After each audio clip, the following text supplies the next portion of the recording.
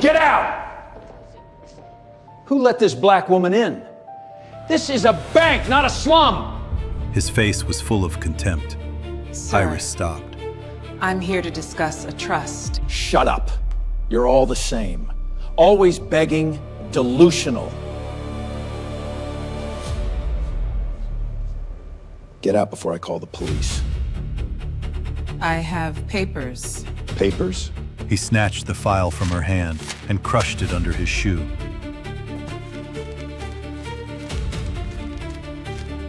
A fool like you can't read. Iris didn't fall. She slowly looked up at the portrait of the founder hanging behind him. A gilded nameplate. Grant. The very name he was standing under. His face turned pale. He had no idea what was about to happen. Let me take you back to the beginning. First Union Heritage Bank wasn't just any bank. It was the kind of place that made you feel poor the second you walked in. The floors were Italian marble, polished so clean you could see your own reflection staring back at you. Crystal chandeliers hung from ceilings that stretched 3 stories high. The air smelled like leather and old wood and money. The kind of money most people would never touch in their lifetime. The flagship branch sat on South Tryon Street in downtown Charlotte, North Carolina. It had been standing there since 1952.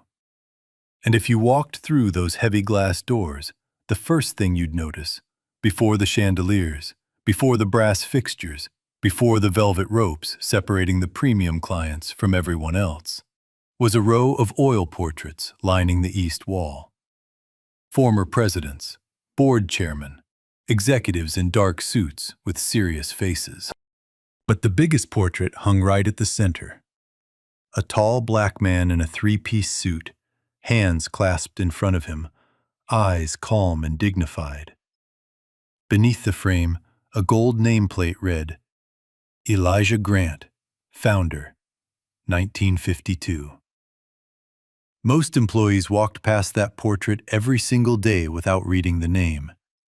It was just decoration to them, background noise. They had no idea what that name meant. And on this particular Tuesday morning, that ignorance was about to cost one of them everything. Iris Grant arrived at 9:47 a.m. No driver, no entourage, no designer bag or diamond earrings. She wore a simple linen blazer over a white blouse, dark slacks, and flat shoes that had seen better days. Her hair was pulled back in a low bun. She carried a worn leather portfolio tucked under her arm, the kind you'd find at a thrift store, not a luxury boutique. Nothing about her screamed wealth. Nothing about her demanded attention. And that was exactly the point. Iris was the granddaughter of Elijah Grant, the man in that portrait. She was also the current chairwoman of the Grant Family Trust, which held 61% of the bank's shares. In simple terms, her family owned the building, the brand, and every desk inside it. But Iris didn't advertise that. She never had. Once a year, she picked a random branch and visited unannounced. No appointments, no heads-up calls to corporate. She walked in like any ordinary customer to see how the staff treated people when nobody important was watching. Today, it was the flagship branch's turn. She stepped through the glass doors and joined the line. 3 people ahead of her. She waited, hands folded over her portfolio. Patient, quiet. She didn't cut the line. She didn't flash a card. She didn't ask for special treatment. When she reached the front counter, a young black woman named Denise Moore greeted her. Denise had warm eyes and a nervous smile. The kind of employee who genuinely tried to help but was always looking over her shoulder. "Good morning, ma'am. How can I help you today?" "Good morning," Iris said. Her voice was soft, unhurried. "I'd like to speak with the branch manager about a trust-related account matter, please." Denise blinked. Trust accounts were corporate-level business. Nobody walked into a branch off the street asking about trust accounts. She hesitated, glanced at her screen, then picked up the phone.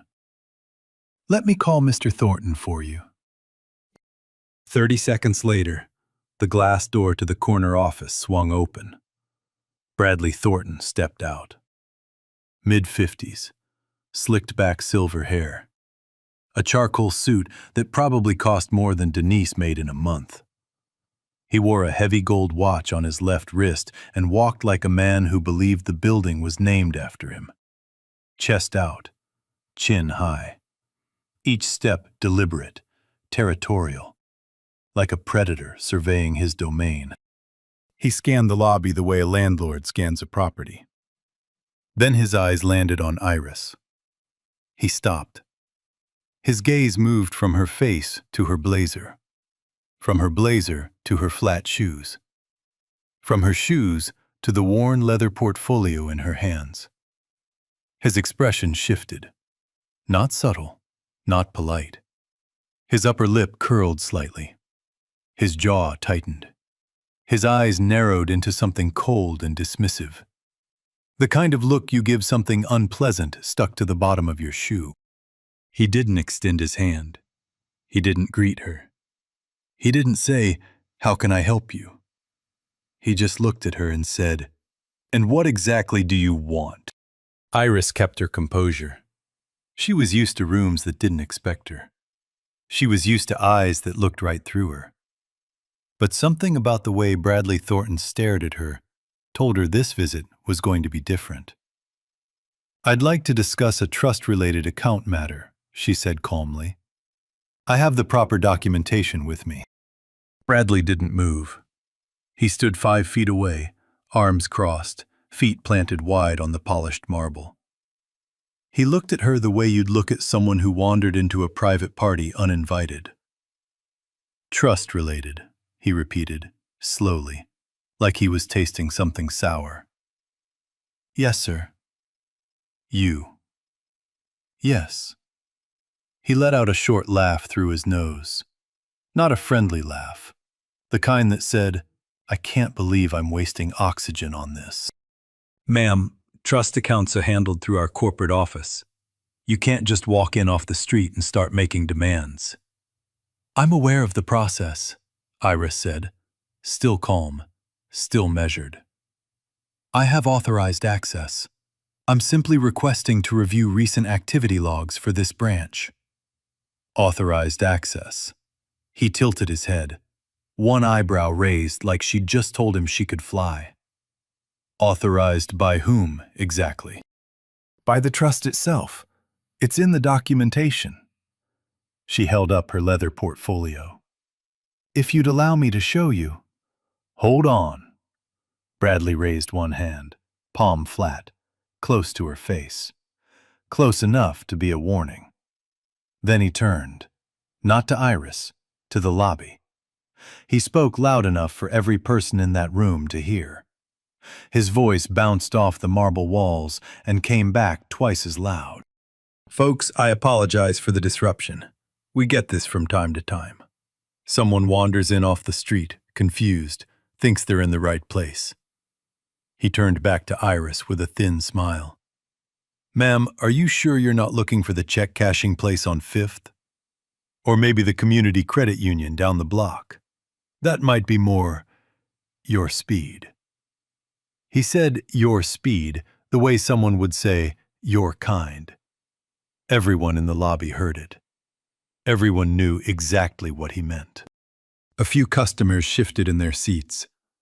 An older white couple near the window exchanged an uncomfortable glance. A man in a gray suit stared at his phone, pretending he was somewhere else. A mother near the waiting area pulled her young daughter closer. Iris felt the heat rise up the back of her neck. But she didn't let it reach her face. "I'm in the right place," she said quietly. "Are you, though?" Bradley stepped closer. Close enough that his cologne, sharp, expensive, suffocating, filled the space between them like a wall. Because I've been running this branch for 11 years, and I've never once had someone like you walk in here asking about trust accounts. Someone like you. The words hit like a slap before the real one came. Iris let them sit. Then she unzipped her portfolio, pulled out 2 items, and placed them on the counter. Her driver's license and a trust authorization letter on Grant Family Trust letterhead, complete with the trust's seal, account number, and her full legal name. She laid them side by side, neatly, precisely. "Here's my government-issued identification," she said, "and my authorization letter on official trust letterhead. It contains the account number, my name, and the scope of my access." Bradley looked down at the counter like she'd placed a dead insect on it. He picked up the driver's license first, held it close to his face, tilted it left, then right, squinted at it the way a customs officer examines a suspicious passport, already looking for a reason to reject it. Then he looked at the letter. He didn't pick it up. He leaned over it, barely skimming the first line, and pushed it aside with 2 fingers, the way you'd push away a dirty napkin. "This doesn't prove anything," he said flatly. "It's an official authorization letter on anyone can print a piece of paper, ma'am." He dropped her license back on the counter. It clattered against the marble. "I could print one that says I'm the president. Doesn't make it true." He paused, folded his arms, then smiled, slow, deliberate. The ugliest smile Iris had ever seen.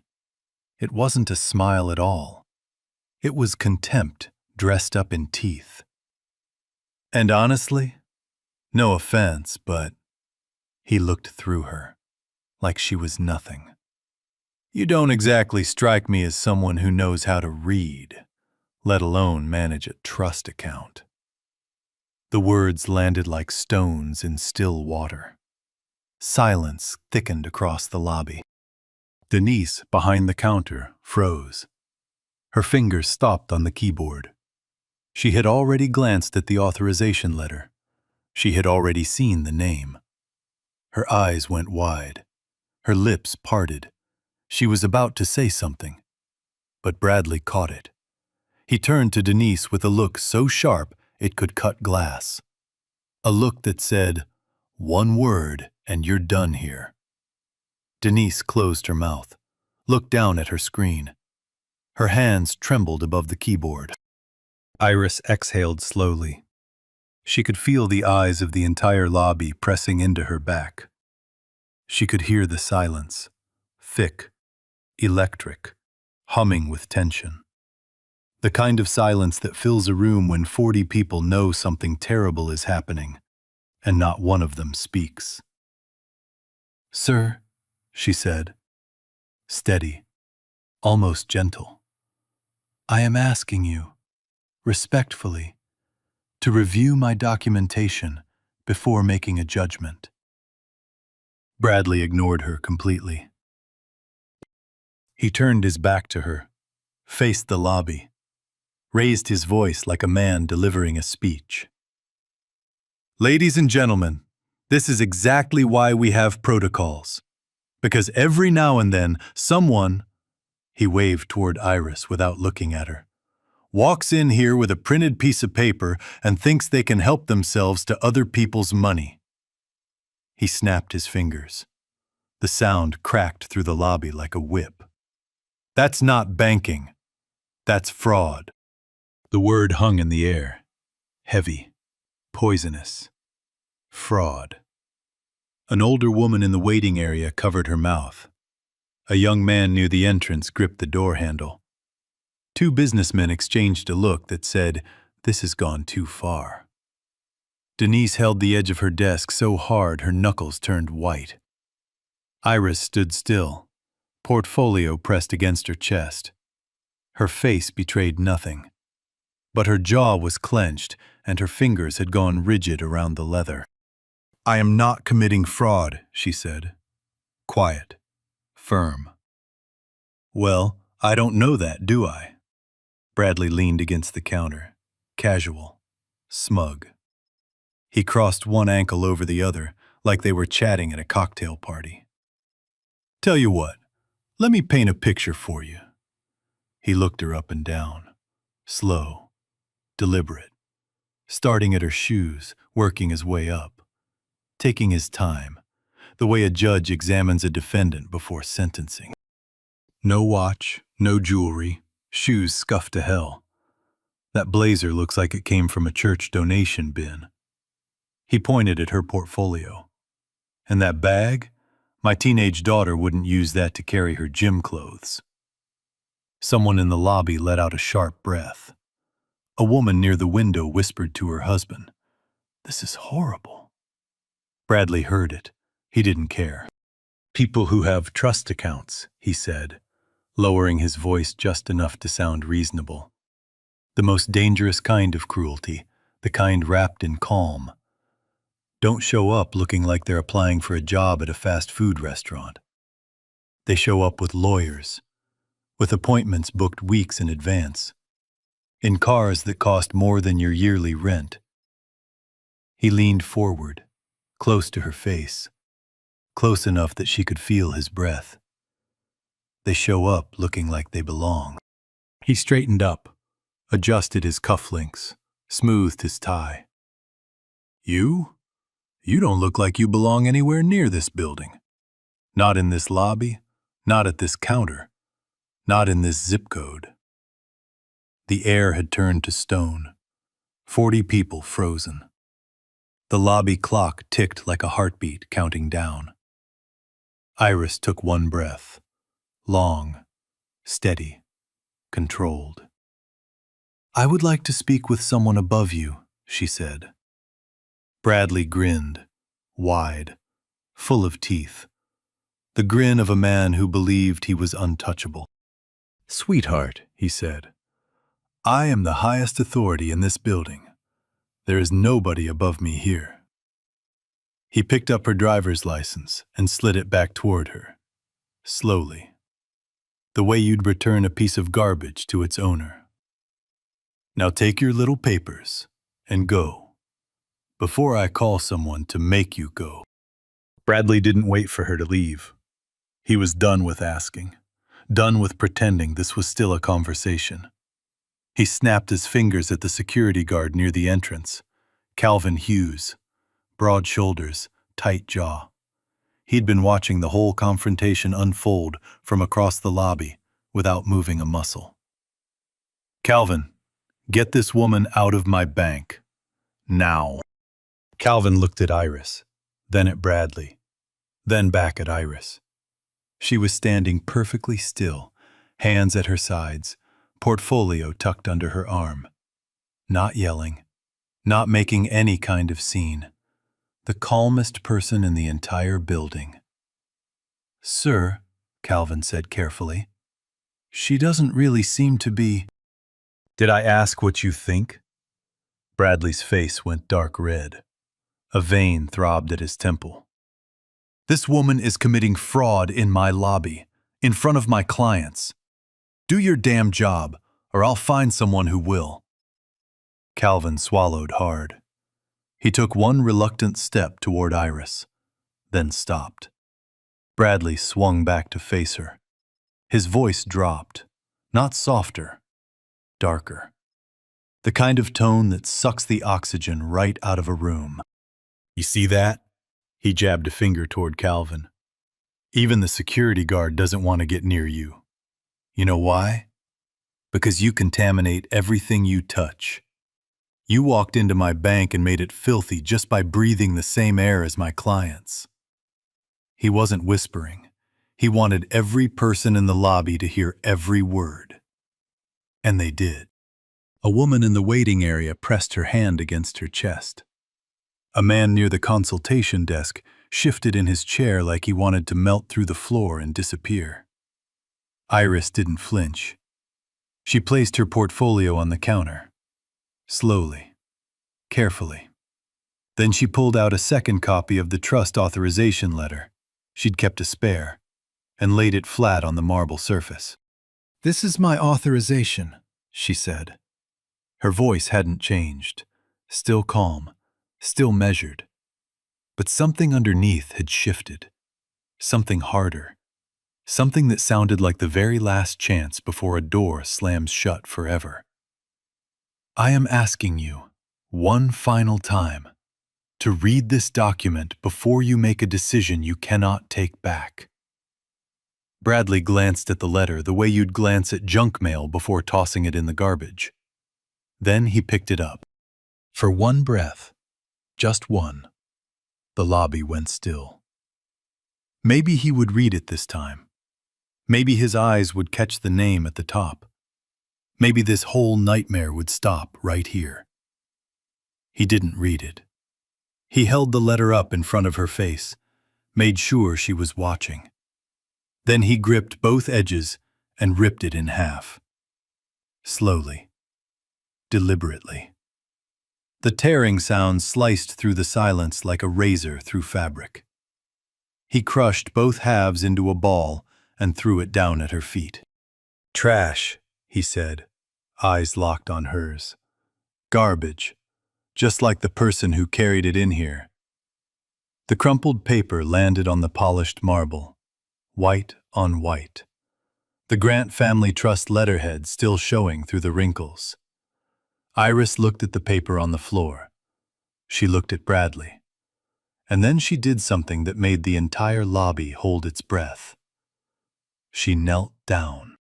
She lowered herself onto the cold marble floor of the bank her grandfather had built with his own hands 70 years ago. Her knees pressed against the stone. She reached for the crumpled paper. Her fingers worked carefully, smoothing the creases, trying to fit the torn halves together again. Her breathing had changed, shorter, tighter. The only crack in a composure that had held through everything else. That was the moment Bradley Thornton said the words that made every person in that lobby want to be sick. He stood directly over her, arms crossed, chin tilted up. He looked down at her the way you'd look at a stray dog that got into the house and needed to be kicked back out. And he said it loud enough for every corner of the room to hear. Now that's more like it. On your knees. That's where people like you belong. Down on the ground.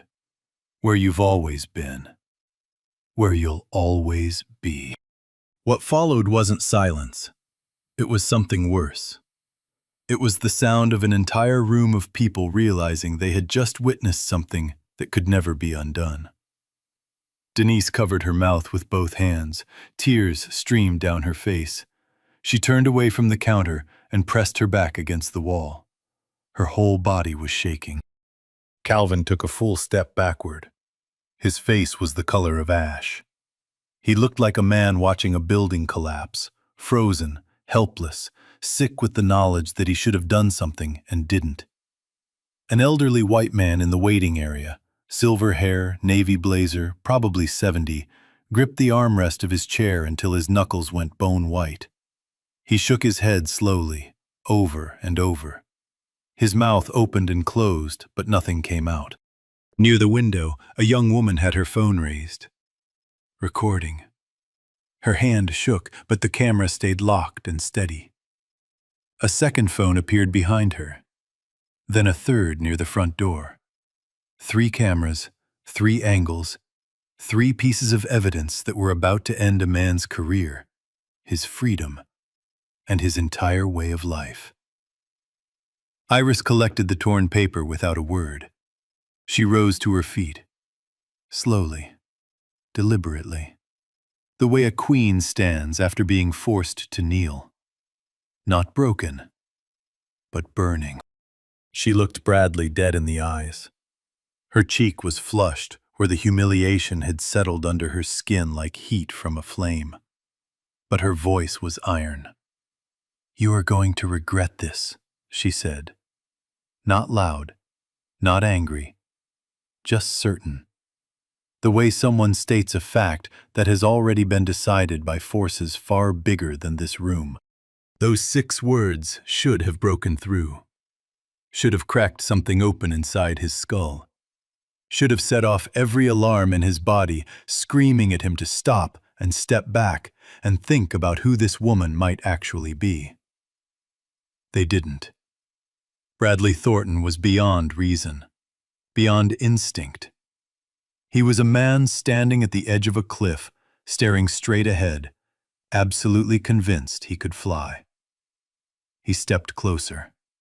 He raised his right hand, and he slapped Iris Grant across the face. Full palm, full force. The crack of skin against skin exploded through the marble lobby like a gunshot. It ricocheted off the ceiling, off the chandeliers, off the brass fixtures in the oil portraits and the cold stone walls. It traveled through the bones of every single person in that room like an electric shock. Iris stumbled hard to the side. She grabbed the edge of the counter to keep from falling. Her portfolio hit the floor. Papers scattered in every direction like leaves in a sudden storm. Her hand came up to her cheek, pressing against the burning skin, feeling the heat pulsing underneath, confirming that this had actually just happened. A man had struck her, in front of everyone, in the middle of the day. The lobby exploded. Denise let out a scream, sharp and raw, then choked it back behind her hands. Calvin lunged forward on instinct, not toward Iris, toward Bradley. Then he caught himself and froze, suspended between his gut and his orders. The old man in the blazer shot to his feet. "That is assault!" he roared, his voice cracked with fury. "You just struck that woman! Somebody call the police!" "Sit down and mind your business," Bradley barked over his shoulder. The young woman with the phone spoke clearly across the room. "This is going on every platform tonight. Your life is over." Bradley wasn't listening. He was still pointing at Iris, chest heaving, nostrils flared, riding the rush of a man who had just done something monstrous and still felt righteous about it. "Get out," he spat. "Get out of my bank before I—" He never finished, because Iris lowered her hand from her face, straightened her back, raised her chin, and turned her gaze, slowly, deliberately, past Bradley's shoulder to the wall directly behind him, the portrait wall. Her eyes found the largest frame, dead center, the gold nameplate at the bottom catching the warm chandelier light. Bradley saw her staring. Some reflex, curiosity, or maybe the first flicker of dread he'd felt in his entire life, made him turn around. And there it was. Elijah Grant, founder, First Union Heritage Bank, 1952. A tall black man in a three-piece suit, steady eyes, a face full of the same quiet, unshakable dignity that Bradley had just tried to slap out of his granddaughter. And the name, in polished gold letters beneath the gilded frame, letters that had been hanging on that wall for over 70 years. Grant. The same name on the crumpled letter at his feet. The same name on the license he'd slid back across the counter like garbage. The same name that was seconds away from dismantling every single thing he thought he was. He hadn't put it together yet. Not quite yet. But he was about to. Bradley stared at the portrait, then at Iris, then back at the portrait. His mouth opened. No words came out. Iris straightened her blazer. She wiped the corner of her mouth with the back of her hand. And when she spoke, her voice was so calm it was terrifying. "Do you know whose building you're standing in?" Bradley blinked. His brain was trying to process something it did not want to accept. "What?" he managed. Iris took one step toward him. Just one. But that single step shifted the gravity of the entire room. Bradley actually stepped back. An unconscious retreat, the first one he'd made all morning. That man, Iris said, pointing to the portrait without taking her eyes off Bradley, is my grandfather, Elijah Grant. He founded this bank in 1952 with $40,000 and a dream that people like you would never understand. The lobby was so quiet, you could hear the chandelier crystals trembling. My family still holds 61% of this institution's shares. Every branch, every desk, every dollar that moves through this building moves because my family allows it. She paused. Let that sink into every corner of the room. My name is Iris Grant, chairwoman of the Grant Family Trust. And you just assaulted the woman who decides whether this branch stays open or gets shut down permanently. The words hit Bradley like a freight train at full speed. His face didn't go pale. It went gray. The kind of gray that happens when every drop of blood leaves a man's head at the same time. His hands, the same hands that had torn her letter in half, that had slapped her face, began to tremble at his sides like he had lost all control of his own body. He looked at the portrait again. Elijah Grant, the gold nameplate. Then down at the crumpled letter on the floor. Grant Family Trust. Then at the license on the counter he had tossed back like garbage. Iris Grant. Right there, the entire time. On every document he refused to read. Hanging on the wall behind his head every day for 11 years. He never once looked. His voice cracked in half. The commanding tone was gone. What came out was thin, broken, hollow. I didn't know. She didn't say. He couldn't finish a sentence. His eyes darted around the lobby looking for help, for an exit, for anyone to tell him this wasn't happening. Nobody moved. Nobody spoke. Denise was still against the wall, with tears on her face. But now something else was in her eyes. Relief. Like a witness carrying a terrible secret, and now the secret had spoken for itself. Calvin stood with his arms at his sides. He wasn't guarding Iris anymore. He was watching Bradley the way you watch a man who just stepped off the edge of a building. And then the front door opened. Sharp heels on marble. Confident. Measured. Eleanor Ashford, Regional Vice President. Silver bob. Navy dress. The kind of woman who could silence a boardroom with a single look. She was here for a routine branch visit scheduled weeks ago. What she walked into was anything but routine. Scattered papers on the floor, a crumpled letter, Denise crying, Calvin blocking the exit, 3 phones still recording, and Iris, standing by the counter, hand on her cheek, blazer wrinkled. The woman Eleanor had met at board meetings and charity galas. Eleanor's face went white, then red, then something beyond color. Controlled fury compressed into a single expression. Ms. Grant. She crossed the lobby in 4 fast steps, her heels cracked against the marble. Iris, what happened here? Iris looked at her, calm, steady, the same composure she'd held through everything. Ask him, she said, and nodded toward Bradley.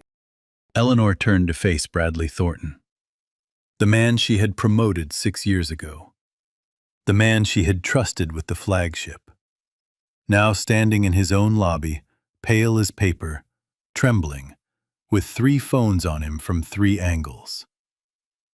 Bradley. Her voice was ice. What did you do?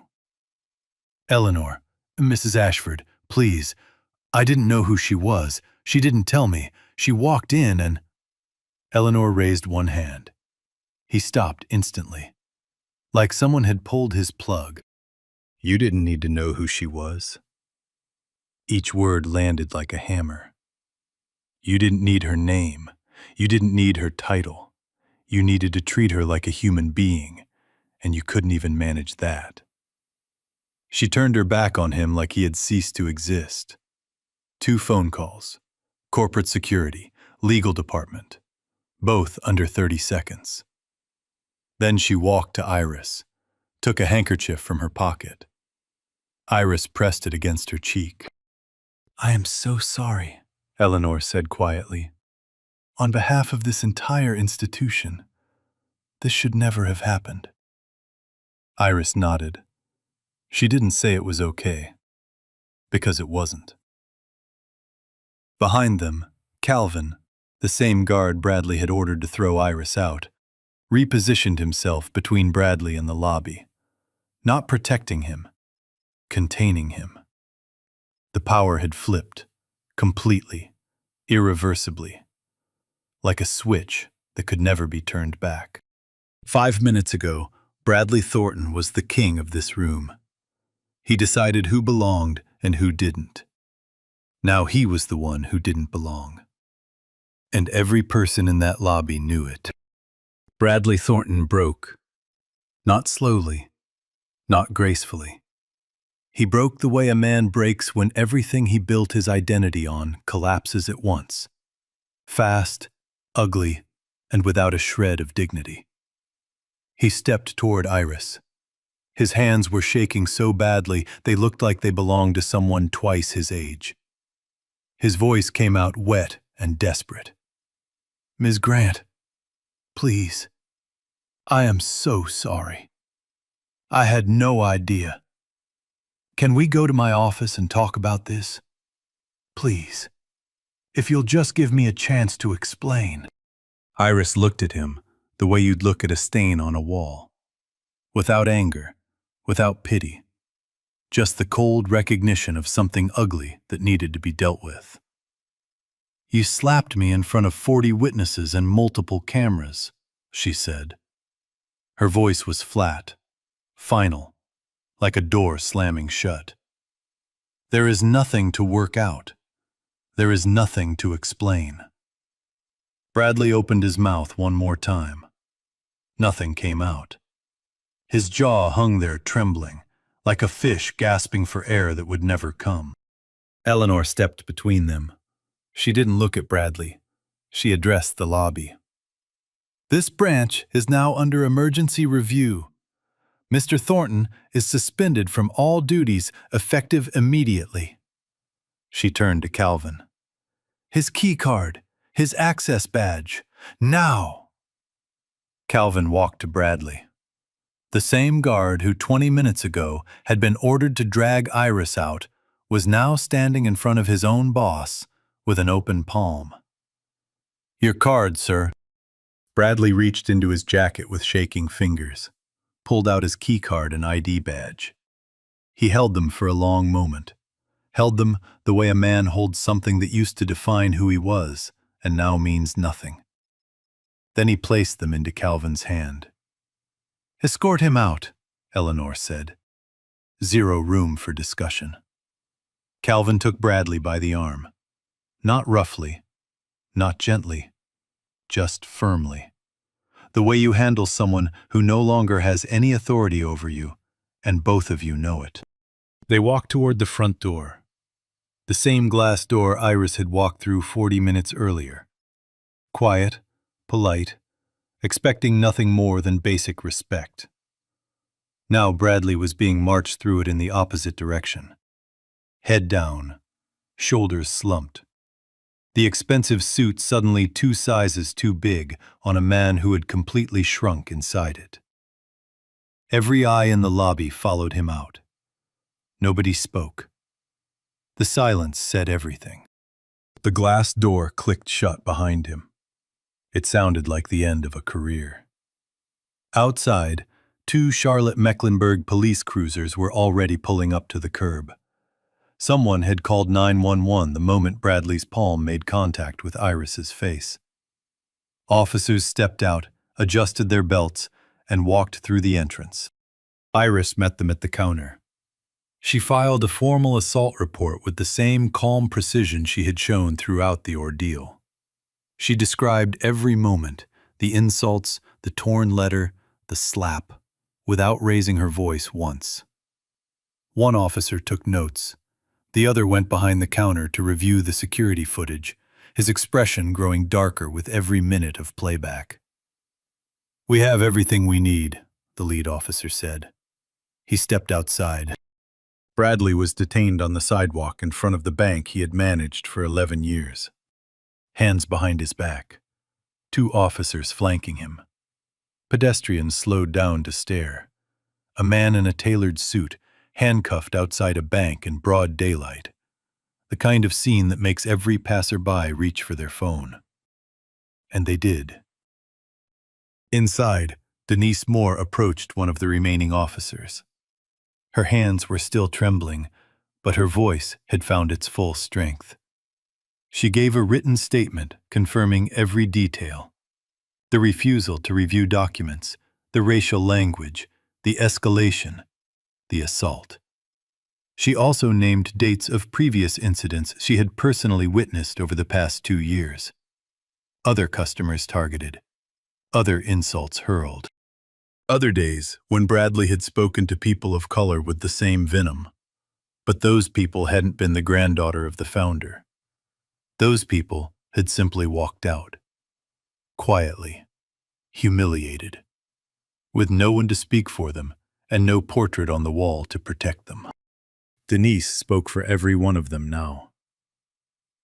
By the time the last officer left the building, 3 bystander videos were already live on the internet. The first, filmed by the young woman near the window, carried a caption that would be seen by millions. "Bank manager slaps black woman. Turns out, she owns the bank." Within 1 hour, 50,000 views. Within 3 hours, 200,000. By nightfall, every major news platform in the country was running the story. And Bradley Thornton's face was the thumbnail on every single one. The video didn't just go viral. It detonated. By the next morning, the clip had been shared across every major social media platform in the country. News anchors played it on loop. Talk show hosts broke it down frame by frame. The caption changed from outlet to outlet, but the core was always the same. A bank manager slapped a black woman in his own lobby, and she turned out to be the owner. Comment sections caught fire. Millions of people watching the same footage, feeling the same fury, typing the same thing 100 different ways. How did he not know? How could anyone treat another person like that? And the most common of all, he got exactly what he deserved. Within 48 hours, the bank's board of directors convened an emergency session. They reviewed every second of the security footage. They read witness statements from customers, from Denise, from Calvin, from 2 employees in the back office who heard everything through the open door. The evidence wasn't ambiguous. It wasn't open to interpretation. It was absolute. Bradley Thornton was terminated. Effective immediately. Gross misconduct, assault, racial discrimination, violation of customer service protocols. His name scrubbed from the internal directory before the meeting ended. His nameplate removed from his office door before sundown. 11 years of authority at the bank, wiped out and erased in a single afternoon. But losing his job was just the beginning. The Mecklenburg County District Attorney's Office reviewed the footage independently. 3 bystander videos from 3 angles. The bank's own security cameras. 41 written witness statements. The DA held a press conference on the courthouse steps and announced that Bradley Thornton had been formally charged with assault. He was arrested at his home the following morning at 6 a.m. 2 officers at the front door. His wife standing in the hallway in her bathrobe, watching in silence as they walked him out. His mugshot, gray face, hollow eyes, no tie, no slicked back hair, just a broken man staring into a camera, was posted online within the hour. It spread even faster than the original video. People screenshot it, memed it, printed it. It became the face of unchecked authority and racial bias in America. His attorney requested a plea deal. The DA refused. The evidence was too clear, the scrutiny too intense. No quiet resolution, no backroom negotiation, no sweeping this under an expensive rug. Bradley Thornton was going to trial, and the whole country was watching. While the criminal case moved forward, the civil case was already in motion. James Sullivan, attorney for the Grant Family Trust and one of the sharpest civil rights lawyers in the Southeast, filed a federal civil rights lawsuit on behalf of Iris Grant. The suit named Bradley individually for assault and discrimination. It also named the bank's HR department for institutional negligence. And those prior warnings were the most damning part of all.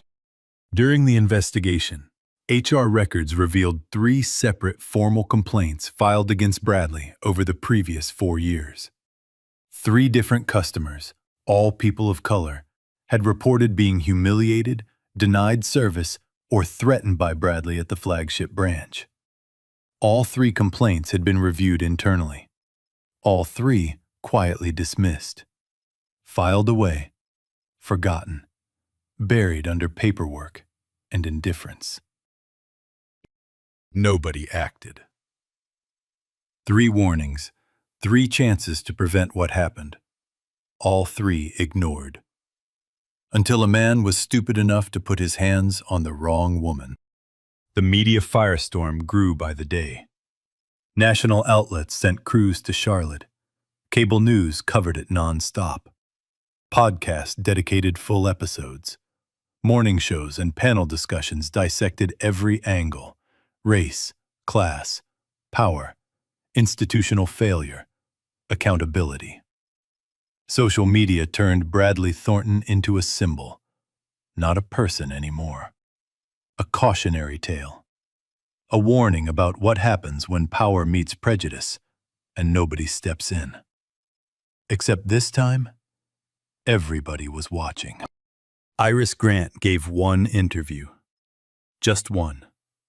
She sat in a quiet studio, hands folded, and spoke in the same calm voice she had used in the lobby. "I didn't go to that bank to prove who I was," she said. "I went because every customer deserves basic dignity, regardless of what they look like, regardless of what name is on their license." She paused, looked into the camera. "What happened to me happens every single day. The only difference is I had a portrait on the wall. Most people don't. And that is the real problem we should all be talking about." That quote was shared over 400,000 times in 1 week. Then the other victims came forward. 2 former customers, both black, contacted Sullivan's office within days of the lawsuit being filed. They told their stories publicly for the first time. One was a retired teacher, denied a loan consultation, and told to try a smaller bank that handles people like you. The other was a young entrepreneur, accused of forging documents when opening a business account. Both at the same flagship branch. Both involving Bradley. Both unreported, because neither man believed anyone would take their word over a branch manager in a suit. People were listening now. Every newsroom, every living room. The whole country was paying attention. The criminal trial lasted 4 days. The jury deliberated less than 3 hours. Bradley Thornton was found guilty of simple assault.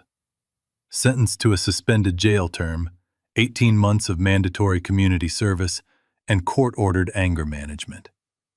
The judge delivered closing remarks that would be quoted for years. This court does not accept ignorance as an excuse, and it does not recognize authority as a license to dehumanize. The civil suit settled for an undisclosed but substantial amount.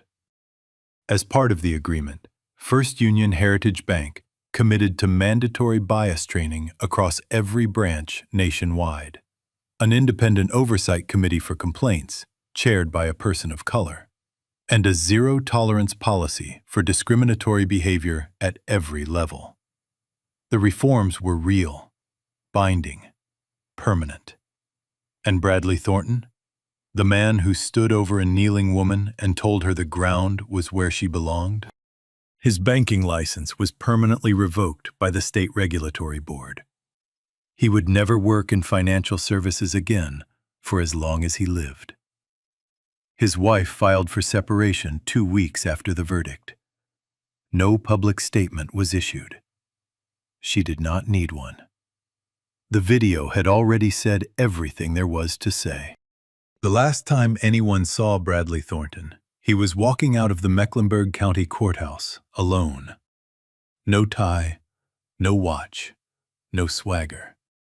Just a man in a wrinkled shirt staring at the pavement, carrying a manila envelope of court papers, crossing an empty parking lot where absolutely no one was waiting for it.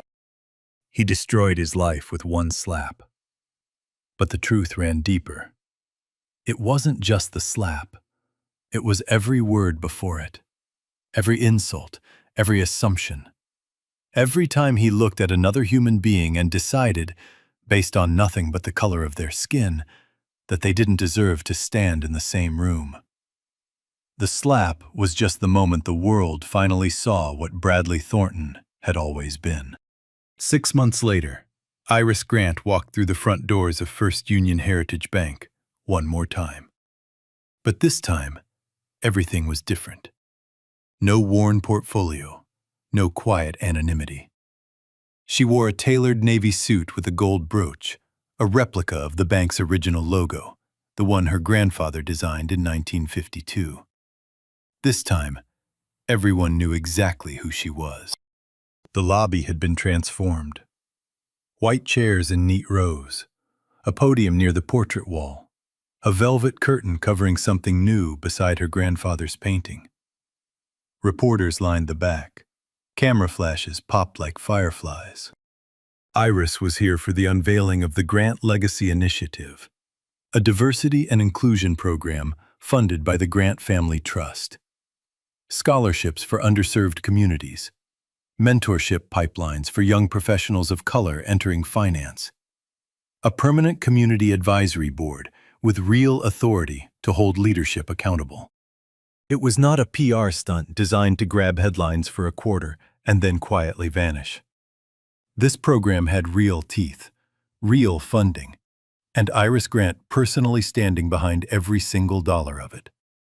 She stepped to the podium. The room went quiet. My grandfather built this bank because he believed everyone, regardless of where they came from, deserved a place where their dignity would be respected, she said. What happened here 6 months ago was a failure of that promise. Today, we begin to rebuild it. She turned to the velvet curtain, pulled the cord. A new portrait. Iris Grant. Oils like her grandfather's. Same dignified posture, same calm eyes. Beneath the frame, a brass nameplate. Dignity is not negotiable. Applause filled the room. But Iris didn't smile for the cameras. She looked at her grandfather's portrait beside hers, and for one brief second, her composure softened. A granddaughter standing next to the man who made it all possible. In the front row, Denise Moore clapped harder than anyone. Former teller, now assistant branch manager, promoted on Iris's personal recommendation. The woman too afraid to speak that day, but who had spoken every day since. Her statement had been critical evidence in both cases. Iris made sure she knew. Calvin Hughes wasn't there. He transferred branches 2 months after the incident. But he wrote Iris a handwritten letter, 2 pages, postmarked from outside Raleigh. He apologized for not stepping in, for following orders he knew were wrong, for standing still when he should have moved. Iris wrote back, 1 paragraph. You froze. A lot of people freeze. What matters is what you do after you thaw. The bank also announced the Elijah Grant Scholarship Fund. Full tuition for 5 students from underserved communities pursuing business degrees. The first recipients sat in the second row. 3 young women, 2 young men. All first-generation college students. Iris shook each of their hands. The ceremony ended quietly. The cameras were packed up and carried out. The white chairs were folded and stacked against the wall. And slowly, the lobby returned to its familiar rhythm. But something had shifted in this building. Elijah Grant's portrait was no longer alone. His granddaughter was beside him. And those 5 words would greet every person who walked through these doors from now on. Dignity is not negotiable. That's what I want to leave you with. Iris got justice because her name was on a portrait, because cameras were rolling, because her family owned the building. But what about the next woman? The one who walks into a bank, or a store, or a hospital, and gets treated the exact same way. She doesn't have a portrait. She doesn't have a trust fund. She doesn't have a VP walking through the door at the right moment. She just has you, the person next to her, the person behind her in line, the person watching from across the room. The real victory isn't that a powerful woman proved a bigot wrong. The real victory would be a world where the next woman, without her name on any building, gets treated with the same respect. If this story moved you, drop a comment. Have you ever been judged before someone knew your name? If it hit you in the gut, smash that like button. Share it with someone who needs to hear it. And if you have not already, subscribe and hit that notification bell. More stories are coming, and the next one is even wilder. Until then, take care of each other, because dignity is not negotiable. Not for anyone. Not ever. You know what I can't stop thinking about?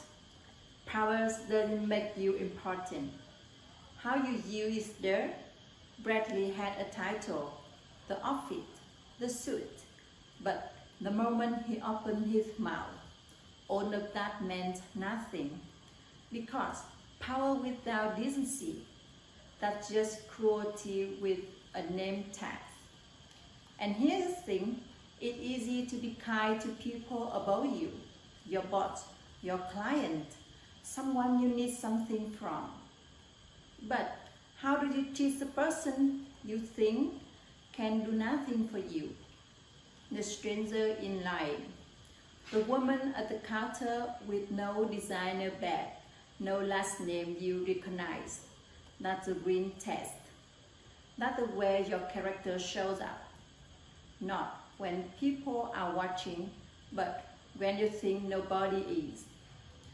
And if you've ever been on the other side of that, walk into a room and felt eye cutting through you before you even said a word, hear me on this. Their judgment is not your truth. You don't need a portrait on the wall to deserve a basic respect. You never did. Every person you meet is carry a story you know nothing about. You don't get to decide their worth, and neither does anyone else. Have you ever been treated like you were invisible by someone who didn't bother to learn your name? Tell me about it in the comments. Share it if it meant something to you. Subscribe, hit that bell.